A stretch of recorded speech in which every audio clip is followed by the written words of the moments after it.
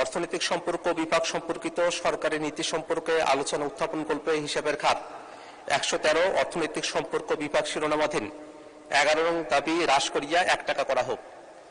মাননীয় স্পিকার, বাংলাদেশ নানাভাবে ঋণের জালে আবদ্ধ হয়ে পড়েছে।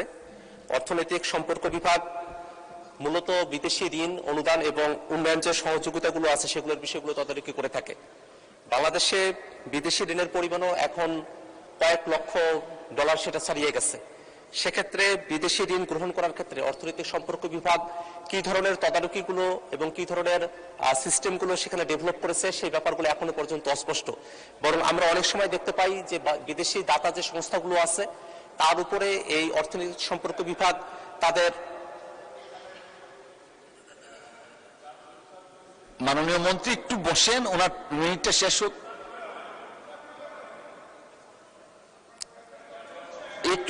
আচ্ছা একটু বসেন, আমি ওনারটা শেষ করি। জি মাননীয় সদস্য। জি মাননীয় স্পিকার, এই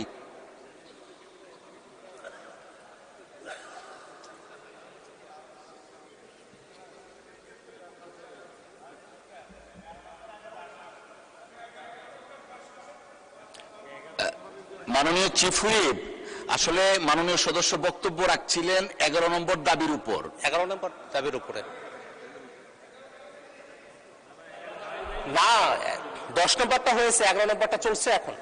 May I humbly request honorable ministers and chief whip, please, আমরা 10 নম্বর শেষ করেছি, 11 নম্বরে আছি। 11 নম্বরে আছি এখন আমরা। আপনি কিছু বলতে চাচ্ছেন?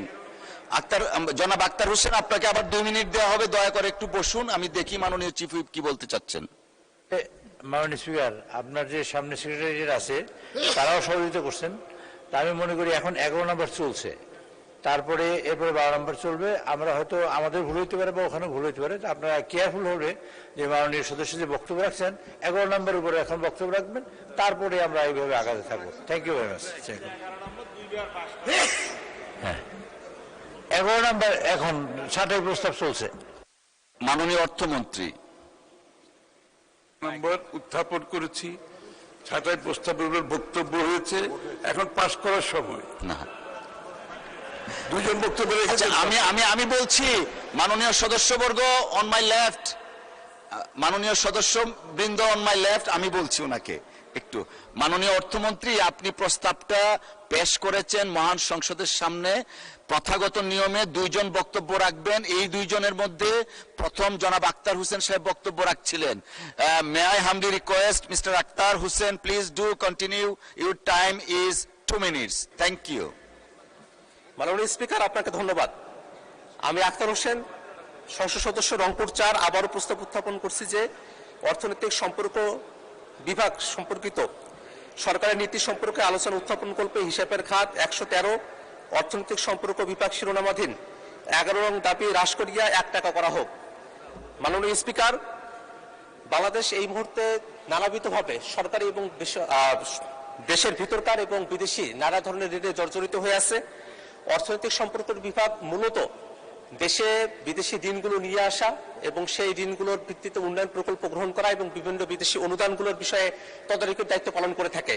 কিন্তু এই প্রতিষ্ঠানের এখন পর্যন্ত আমরা কাজ যেটা দেখি, তারা সাধারণত বিদেশ থেকে ঋণ নিয়ে আসে এবং এমন কিছু প্রকল্পে এই ঋণগুলো ব্যবহার করা হয় যে প্রকল্পগুলোতে নানা ধরনের বড় বড় ধরনের দুর্নীতি হয়, যে বিষয়গুলোতে অর্থনৈতিক সম্পর্কের বিভাগ এখনো পর্যন্ত কার্যকর কোনো তদারকি গ্রহণ করতে সমর্থ হয় নাই।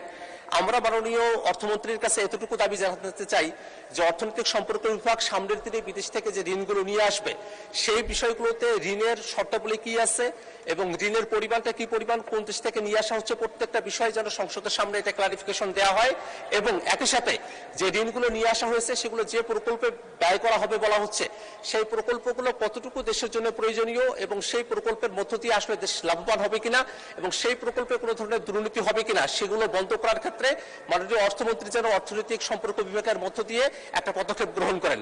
এবং সর্বশেষ আরেকটা কথা বলতে চাই, সম্প্রতি আমাদের মাননীয় প্রধানমন্ত্রী তিনি মালয়েশিয়া এবং চায়না সফর করেছেন।